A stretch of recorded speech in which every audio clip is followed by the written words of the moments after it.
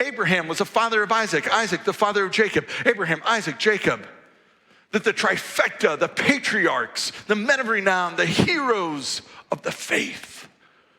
And then he goes on, Jacob was the father of Judah and his brothers Judah, the father of Perez and Zerah, whose mother, father of mother,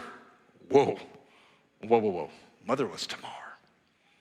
Now you got to understand, at that point in history, you just did not do what Matthew is doing here. You don't include a woman on the list. You don't trace the genealogy that way. Women, they were not as respected, as appreciated as they should have been at that time. That's not to say it was right, it's just to say that's how it was. And so you would not have included a woman. But Matthew doesn't just break the mold and include one. A few verses later, he goes on. Salmon was the father of Boaz, whose mother was Rahab. Boaz was the father of Obed, whose mother was Ruth. Obed, the father of Jesse. Jesse, the father of King David. David was the father of Solomon, whose mother was the widow of Uriah. Matthew, bro, what are you doing?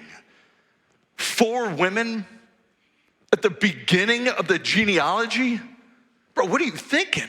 And of the 4 women you mentioned, these 4? These 4, now, okay, so we got Ruth. Ruth is a bit of a hero. Like there's an entire book of the Bible written about her, dedicated to her. But you need to understand, Ruth was not Jewish. You have the Jewish Old Testament, and within the Jewish Old Testament, you find this short book of Ruth dedicated to a woman who's not a Jew. Like it's outlandish almost that it's even in there, because she was a Moabite. And you need to understand, the Moabites did not get along with the Israelites. In fact, the Israelites, the Jewish people and the Moabites, they had like this fierce, like, they attacked each other. They were at it all the time. I mean, think like Clinton and Trump, right? Like they're at it. I think cats and cards, bears and Packers, right? I mean, they're just always at it. And Matthew intentionally includes a foreigner in the list. And then there's Rahab. Rahab, whose profession was prostitution.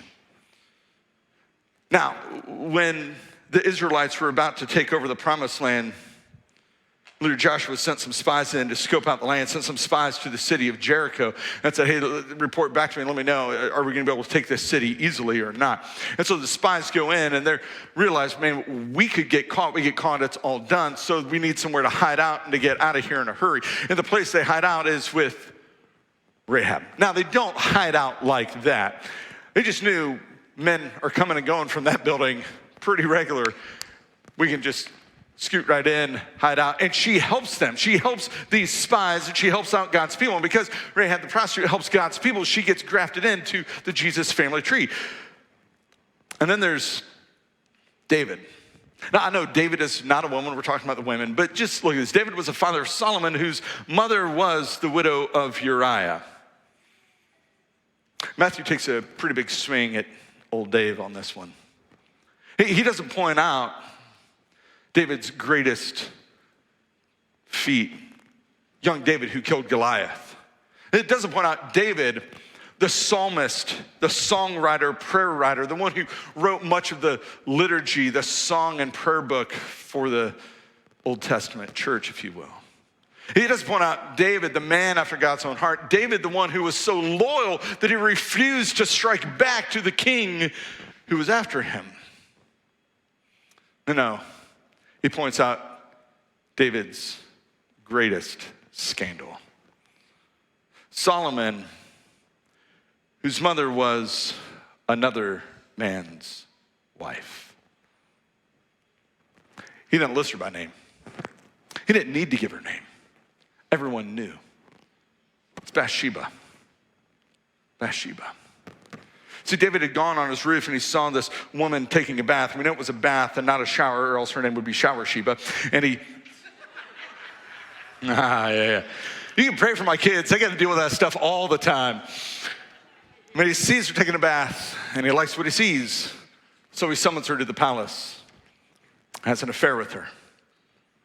She's pregnant. So he has her husband killed to cover it all up. Oh. And then there's Tamar. Tamar, who dressed up like a woman of the night, all in an effort to seduce her father-in-law so she could have a child from him. In case you wonder about dysfunction in the family, just read the genealogy of Jesus.